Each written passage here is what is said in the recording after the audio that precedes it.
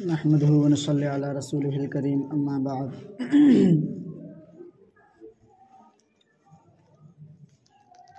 मोहतरम हज़रात, बुज़ुर्गों, साथियों, अल्लाह तबारक व तआला ने हमें मुल्क हिंदुस्तान में, जिस मुल्क में हमने सांस आँख खोली है आकर, जिस मुल्क में अल्लाह तबारक व तआला ने हमें पैदा किया, जिस मुल्क भारत में हम अल्लाह तबारक व तआला के हुक्म से रह रहे हैं, ये मुल्क बड़ी कुर्बानियों के बाद हमें आज मिला है। हम तो 15 अगस्त और 26 जनवरी पे जय भारत माता की, जय हिंदुस्तान, जय महात्मा गांधी, जय जवाहरलाल नेहरू, जय अम्बेडकर, मौलाना हुसैन अहमद मदनी, मौलाना अबुल कलाम आज़ाद सिर्फ ज़ुबानी कह लिया करते हैं। तो अब हमें ये जो मुल्क मिला है सिर्फ ये कहने से ही मिल गया, यानी नारों से ही मिला है, या कुछ ना कुछ हमने इसमें किया है? कुछ ना कुछ नहीं, बहुत कुछ किया है, सब कुछ हमने किया है, तब हमें जाकर ये मुल्क मिला है। बड़ी कुर्बानियों के बाद एक एक साल में हज़ारों उलमाए किराम शहीद होते हैं, मुसलमान बिरादरान वतन शहीद हो रहे हैं इस मुल्क की खातिर। और काफ़ी सालों तक बिरादरान वतन गैर मुस्लिमों को पता भी ना था कि हम ग़ुलाम बन चुके हैं, सिर्फ़ और सिर्फ मुसलमान लड़ रहे थे। ये तो आखिर के सालों में आकर शामिल हुए। लेकिन आज अफसोस इस बात का है कि जिसने मुल्क आज़ाद करा कर दिया उसी को गद्दार वतन और बेवफाए वतन कहा जा रहा है। और फिर हमारी आंखें नहीं खुलती कि हम किस दहलीज पर पहुंच चुके, हम कौन से दरवाजे पर आ गिरे, हम कहाँ गड्ढे में जा गिरे, हम तनज़्ज़ुली के कौन से दर्जे पर पहुंच चुके हैं, हमें पता नहीं चलता। उसकी वजह क्या है? उसकी वजह सिर्फ और सिर्फ तालीम हासिल ना करना है, पढ़ाई लिखाई से दूर रहना है। और आजकल तो स्कूल कॉलेज में जो हिस्ट्री और इतिहास पढ़ाया जाता है उसमें भी इतनी रद्दोबदल कर दी कि मुसलमान उलमाए किराम, मुसलमानों का नाम ही ख़त्म कर दिया गया। वरना कौन सा मोड़ ऐसा है जिस पर मुसलमान ने कुर्बानी ना दी हो? कोई ऐसा मोड़ नहीं है कि हिंदुस्तान पर आंच आई हो, हिंदुस्तान के छोटे से छोटे गांव पर भी आंच आई हो और हिंदुस्तान के मुसलमान खामोश बैठे रहे हों। ऐसा नहीं हुआ। लेकिन वजह क्या है कि अब हमारा नाम बिल्कुल ख़त्म कर दिया गया? सिर्फ़ और सिर्फ वजह यह है कि हमने पढ़ाई छोड़ दी। उन्होंने कहा जब ये पढ़ते ही नहीं तो इन्हें कैसे पता चलेगा कि इनके पूर्वजों ने कुर्बानी दी थी। हमारे लोग पढ़ते हैं, हमारे बच्चे पढ़ते हैं, इन्हें पता है कि इनके पूर्वजों ने कुर्बानी दी, इसलिए इनके नाम चढ़ाओ। आज तुम्हारा नाम ही फहरिस्त निकाल दिया। हद तो यह है, धीरे धीरे वोटिंग का जो वोट देते हैं, जो सबसे बड़ा एक ओहदा मुसलमान के पास समझा जाता है, हर हिंदुस्तानी, हर नागरिक के पास सबसे बड़ी जो उसकी चीज़ है, मजबूती है कि यकीनी तौर पर इस मुल्क का है, वो वोट है। हमसे वो भी छीन लिया जा रहा है। फिर बताओ हमारा यहाँ रहने से क्या फ़ायदा? अगर हम वाकई बाहर से आए हैं तो ठीक है, वोटिंग का हक छीन लिया जावे, लेकिन ऐसा नहीं है। इसी मिट्टी से हैं, इसी मिट्टी में जाएंगे, न बुलाए किसी के आए हैं, न निकाले किसी के जाएंगे।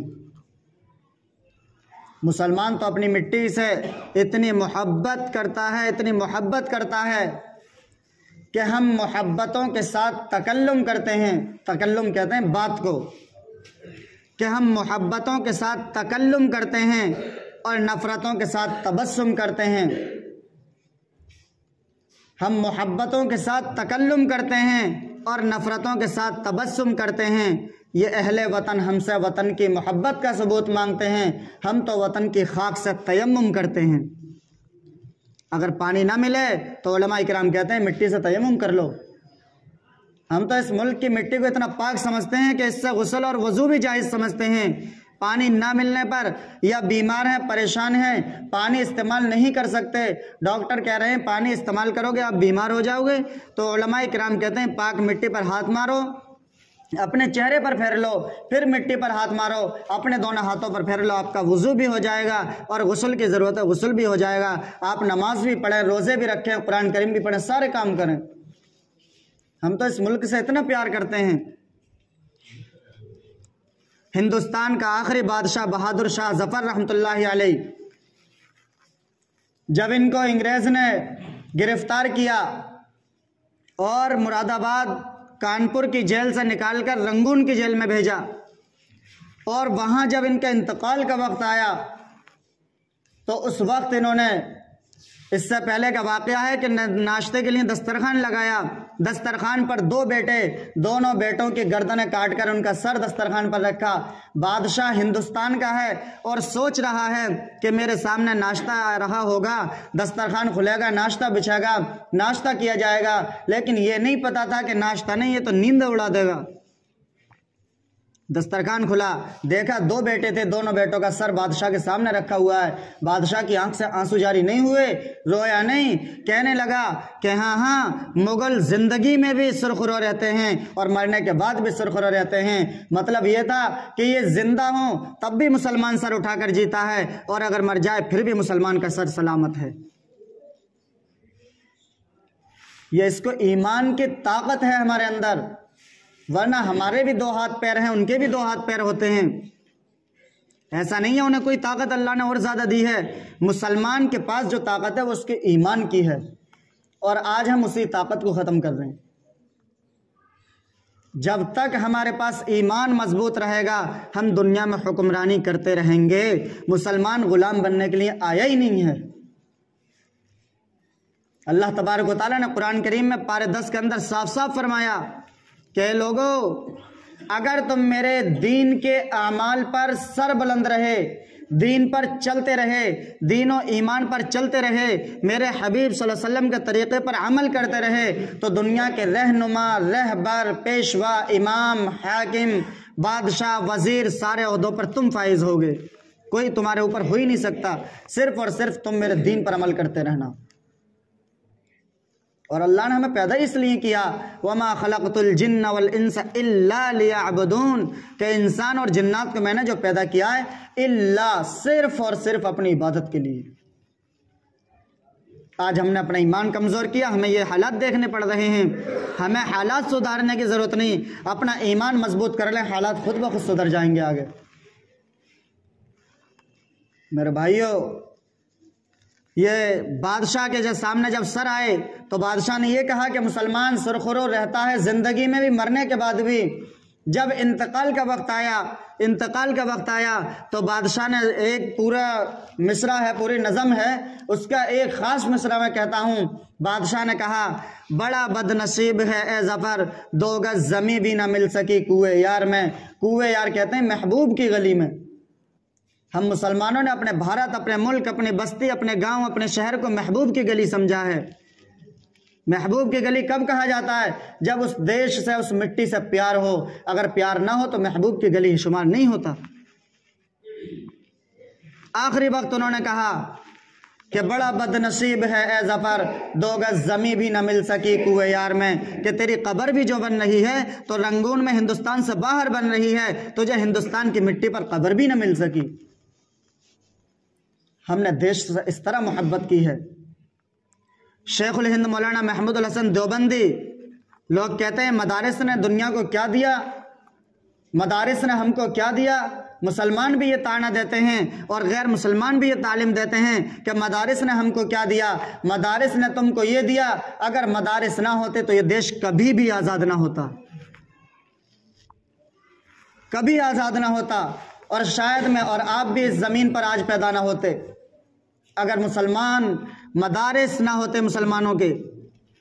अगर उलमाए किराम जब हिंदुस्तान में मुसलमान आया, अंग्रेज़ आया, अंग्रेज़ ने आकर जब देखा, सर्वे किया हिंदुस्तान का, 100 साल के अंदर हिंदुस्तान का सर्वे किया है। 1601 में अंग्रेज़ हिंदुस्तान के अंदर दाखिल हुआ है। 1701 में अंग्रेज़ ने रिपोर्ट लिखी कि हमने जो पूरे हिंदुस्तान का जायज़ा लिया है, पूरे हिंदुस्तान का सर्वे किया है, पूरे हिंदुस्तान में घूमे फिरे हैं, इनके हालात को जांचा है, इनके हालात को बरपा है, इनके हालात को जो समझा है, इनके हालात को जो हम जान पाए हैं, वो हालात ये हैं कि हिंदू मुस्लिम इनमें एकता ही ख़त्म करा दो, ये इसी में लड़ते रहेंगे, हम देश पर राज करते रहेंगे।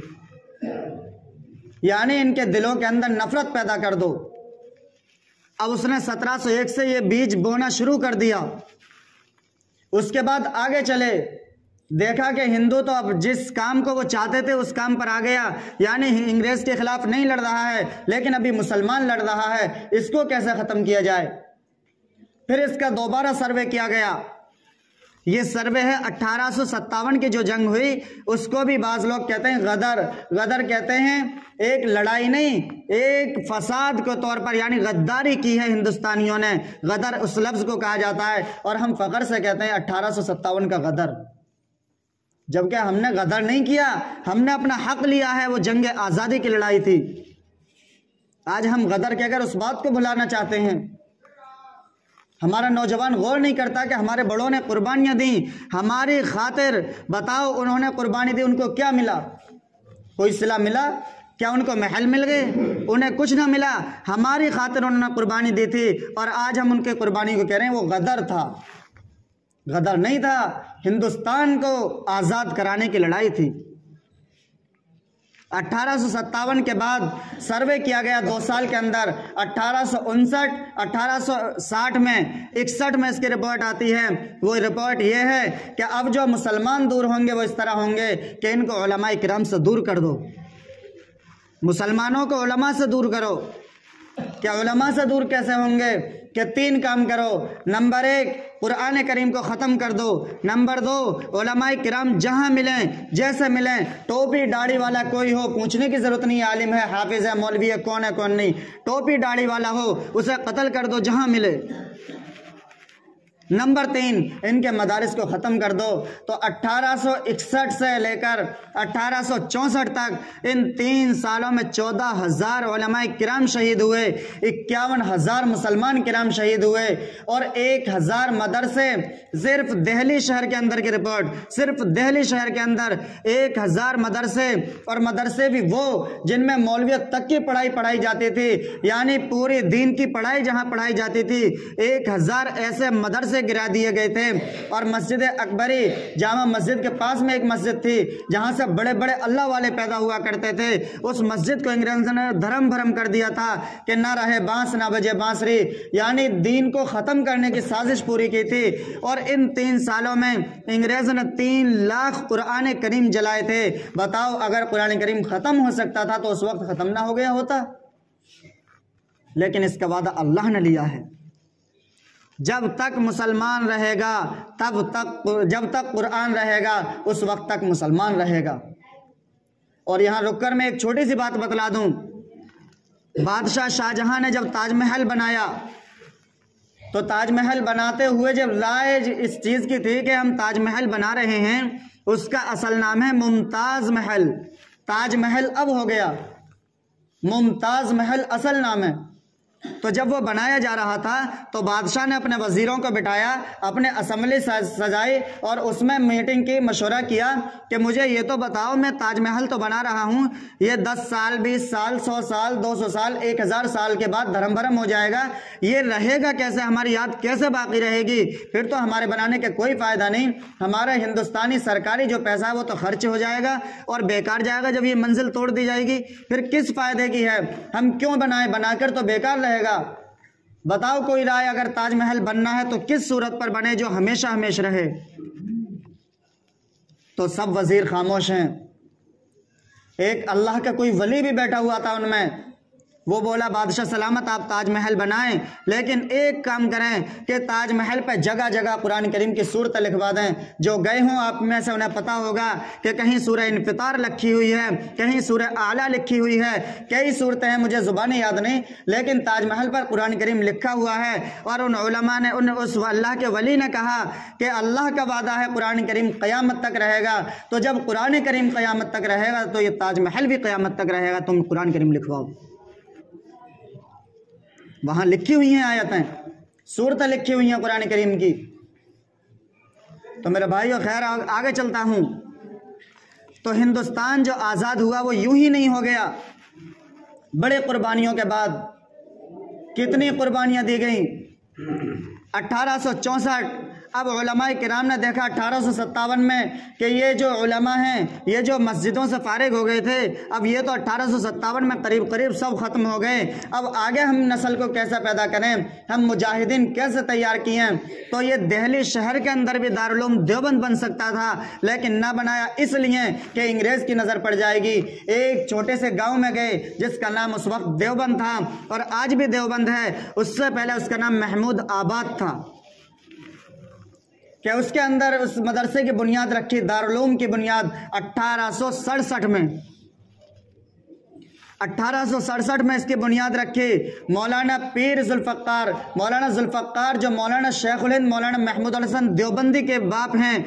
ये बरेली शहर के अंदर नौकरी करते थे, ये नौकरी करने लगे, इधर मदरसे की बुनियाद रखी। शेखुल हिंद महमूद हसन बेटा है, बेटे ने बाप से कहा मैं पढ़ना चाहता हूँ। असल में रहने वाले देवबंद के थे, कहने लगे अब्बा जान हमारे गाँव में मदरसा खुद खुला है, हमें बाहर जाने की ज़रूरत भी नहीं है, आप मुझे मदरसे में छोड़ दें। तो 1867 में इन्होंने पढ़ाई शुरू की और 1879 यानी 2 साल के अंदर 1868-69 2 साल के अंदर ये फारिग हो गए, 2 साल के अंदर आलिम बने और फिर जिहाद के लिए तैयार हो गए और हमतन हिंदुस्तान को आज़ाद कराने की खातिर लड़ते रहे।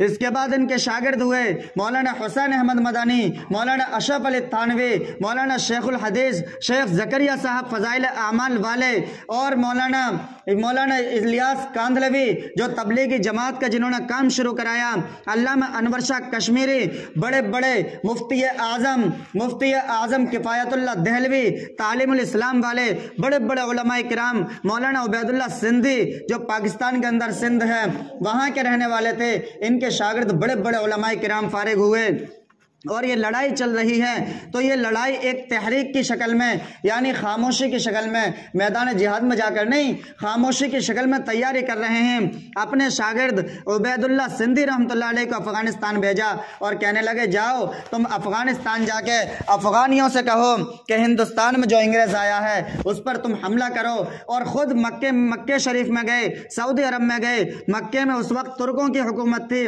कहने लगे मैं तुर्कों के साथ बात करता हूँ, वो हमला करें, इधर से अफगानी हमला करें, उधर से सऊदी अरब वाले हमला करें और इधर हिंदुस्तान में हिंदू मुस्लिम एक होकर अंग्रेज के खिलाफ बगावत करें। तो इधर बगावत होगी, उधर से हमले होंगे, तो अंग्रेज बीच में 2 पार्टों के दरमियान आकर पिस जाएगा और यहाँ के यहीं ख़त्म हो जाएगा। लेकिन उनकी ये साजिश किसी तरह अपनों के ही आस्तीन के सांप जो हुआ करते हैं वो ये राज खोल देते हैं। किसी ने राज खोला, हजरत को गिरफ्तार कर लिया गया मक्के शरीफ के अंदर से ही और गिरफ्तार कर सीधा माल्टा भेज दिया गया। माल्टा कहाँ है? ये माल्टा वो जगह है जहां 1787 में अंग्रेज ने कब्जा किया था एक वक्त में, और वहां सांप कीड़े मकोड़े बड़े वहशतनाक जंगलात हैं। समंदर के बीच में जगह है, बिल्कुल पानी के जहाज के जरिए जाया जाता है आज भी।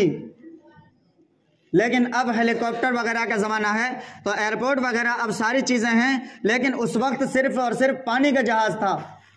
पानी के जहाज़ के ज़रिए इन्हें वहाँ भेज दिया गया।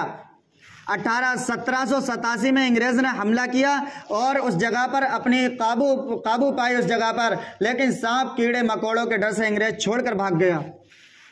फिर 1857 की जो हिंदुस्तान में लड़ाई हुई है, इस वक्त अंग्रेज ने देखा कि उस जगह की बहुत अच्छी ज़रूरत है। वो जगह इसलिए काम आएगी कि हिंदुस्तानियों को पकड़ो और वहाँ छोड़ दो, ना हम उसे सूली पर चढ़ाएंगे, ना हम फांसी देंगे, ना हमारे ऊपर ये इल्ज़ाम उठेगा कि अंग्रेज़ तो फांसी पर चढ़ा रहा है।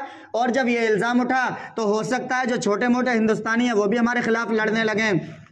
तो अंग्रेज हिंदुस्तानियों को पकड़ता, हिंदू हो या मुसलमान, क्योंकि लड़ तो सारे रहे थे, इन्हें पकड़ता और माल्टा में छोड़ देता। और वहां फिर एक जेल बनाई जो बड़ी नामी गिरामी जेल थी, ऐसी जेल थी और आज भी देखा जा सकता है ऐसी जेल है, अगर वहां कैदी को उसकी चाबी पकड़ा दी जाए फिर भी रिहा नहीं हो सकता, फिर भी भाग नहीं सकता। वजह क्या है? वजह यह थी, जैसे मैं बैठा हूं, दरवाज़ा सामने है और दरवाजे में कुंडा जो होता है, उस कुंडे की जो सरिया होती थी करीब करीब 2 मीटर लंबी, तो जो कुंडा लगा करता था वो बहुत दूर जाकर लगा करता था ताला। अब जो हमारा हाथ जा सकता है ज़्यादा से ज़्यादा यहाँ तक पहुँच जाएगा, 2 मीटर सरिया पे कहाँ पहुँचेगा? को ताला 2 मीटर आगे से लगाया करता था। अंग्रेज़ का दिमाग देखो क्या चलाया उसने, सिर्फ और सिर्फ इसलिए कि हिंदुस्तान पर कब्जा कर ले। अब वक्त हो गया, लेकिन आखिरी बात मैं बतला दूं कि ये तो बतलाओ, अंग्रेज को पूरी दुनिया में और कोई मुल्क नहीं मिला, हिंदुस्तान ही मिला था खाली। हिंदुस्तान पर हमला क्यों किया, सिर्फ इस पर गौर कर लें। पूरी दुनिया में बहुत सारे मुल्क थे, सिर्फ हिंदुस्तान ही पर हमला क्यों किया? उसकी 2 वजह। नंबर 1 कि उस वक्त में हिंदुस्तान के अंदर वो दीन था जो पूरी दुनिया के अंदर नहीं था, और आज भी अल्हम्दुलिल्लाह हिंदुस्तान दीन इल्म में सबसे आगे है। आज भी हिंदुस्तान आपकी वो जगह है कि सऊदी अरब, मक्का मुकर्रमा है, मदीना मुनव्वरा है। हमारे यहाँ का कोई आलिम इस इंतज़ार में नहीं रहता कि हम वहाँ जाकर हदीस शरीफ पढ़ाएं, वहाँ जाकर हम मौलवी बनाएं, लेकिन वहाँ के करोड़ों आलिम इस इंतज़ार में है कि हिंदुस्तान वाले हमें कबूल कर लें, हम यहाँ आकर इल्म पढ़ाएं। वहाँ के आलिम रोज़ाना दारुल उलूम देवबंद में रोज़ाना फ़ोन आते हैं कि हमें रख लिया जाए, लेकिन यहाँ से किसी का फ़ोन नहीं जाता कि हमें रख लिया जाए। तो देखो, सबसे पहली बात कि यहाँ दीन इल्म असली शक्ल में था। अंग्रेज़ ने कहा अगर हिंदुस्तान से दीन इस्लाम मिट जाए तो पूरी दुनिया पर हम आसानी से हुकूमत कर लेंगे। दूसरी वजह, अगर हिंदुस्तान पर हम हाकिम हो गए तो हिंदुस्तान सोने की चिड़िया है, हमारे पास माल भी हाथ लग जाएगा और हिंदुस्तान की ज़मीन भी हमारे काबू में आ गई, तो हम दीन भी पूरी दुनिया का मिटा देंगे और पूरी दुनिया में हिंदुस्तान के माल लूटने के बाद पूरी दुनिया पर कब्जा भी आसानी से कर लेंगे। लेकिन अल्लाह अल्लाह अल्लाह सबकी चालबाजों को जानता है। अल्लाह जालिमों को पल्ले नहीं देता। जालिम बढ़ता जरूर है लेकिन मिटता भी जरूर है। अल्लाह मजलूमीन पर जुल्म होता हुआ बर्दाश्त नहीं करते। थोड़ा बहुत इम्तिहान ज़रूर होता है, वो हर दौर में आता रहता है। अल्लाह ताला तारीख़ जो उठती है वो मजलूमीन की चमकती है। जालिम फ़िरऔन और नमरूद भी थे, आप नाम लेना भी गवारा ना करते होगे। मजलूमीन अबू बकर, उमर और ख़ुद मोहम्मदुर रसूलुल्लाह भी थे, आज हम फ़ख्र से नाम लेते हैं। तो मेरे भाइयों, ये हिंदुस्तान पर राज था कि अंग्रेज़ ने यहाँ चढ़ाई इसलिए की थी कि यहाँ दीन भी दबेगा और दुनिया भी मिलेगी। अल्लाह ताला हमें अमल की तौफीक अता फरमाए। और ये जो महीना है जनवरी का महीना है और 26 जनवरी में हम नारे लगाएंगे और सारे काम करेंगे। उससे पहले हमें इस बात पर गौर कर लेना चाहिए कि ये जो नारे लगाने बड़े पीछे बड़ी कुर्बानियाँ हैं, हमें भी तैयार रहना चाहिए। और हम सिर्फ इतने तैयार हो जाएं कि तालीम हासिल कर लें, तालीम हासिल कर लें, अपने बच्चों को तालीम हासिल कराएं। मेरे भाइयों, ये बच्चे आने के बाद तुम्हारा भी नुकसान करेंगे, तुम्हारे मुल्क भारत का भी नुकसान करेंगे। क्यों? इनके पास तालीम होगी ही नहीं। इतिहास से तुम्हारा नाम मिटाया जा रहा है। क्यों मिटाया जा रहा है? तुम पढ़ते ही कुछ नहीं। अगर पढ़ो तो तुम देखो कि हमारे पूर्वजों ने कुर्बानी दी, कहाँ है हमारा नाम? तुम सवाल कर सकते हो, लेकिन पढ़ते ही नहीं तो सवाल करे कौन? तो आसानी से अपना काम करे जा रहे हैं। इसलिए तालीम की तरफ तवज्जो दो, तालीम की तरफ तवज्जो दो। डॉक्टर अंबेडकर ने हिंदुओं से उस वक्त कहा था कि अगर तुम चाहते हो दुनिया की हर कौम पर हुकूमत कर लो तो सिर्फ और सिर्फ एक काम कर लो, तुम तालीम में आगे बढ़ जाओ। तो मेरे भाइयों, तालीम हासिल करो, तालीम दीनवी और दुनियावी दोनों तालीम हासिल करो। ये नहीं एक ही तालीम, दोनों तालीम हासिल करो, दोनों में फ़ायदा है। लेकिन तालीम कोई सी भी हासिल कर लो तुम चमकोगे। अल्लाह ताला अमल की तौफीक अता फरमाए। और जिन अकाबिरीन ने, जिन बिरादरान वतन ने हमारा देश आज़ाद कराने की खातिर कुर्बानी दी थी, अल्लाह मुसलमानों की कब्रों पर करोड़ रहमत नाजिल फरमाए। और जिन काफिरों ने यानी बिरादरान वतन ने दी थी, अल्लाह उनको इसका नेमल बदल अता फरमाए। व आखिर दावाना अनिल हम्दुलिल्लाहि रब्बिल आलमीन।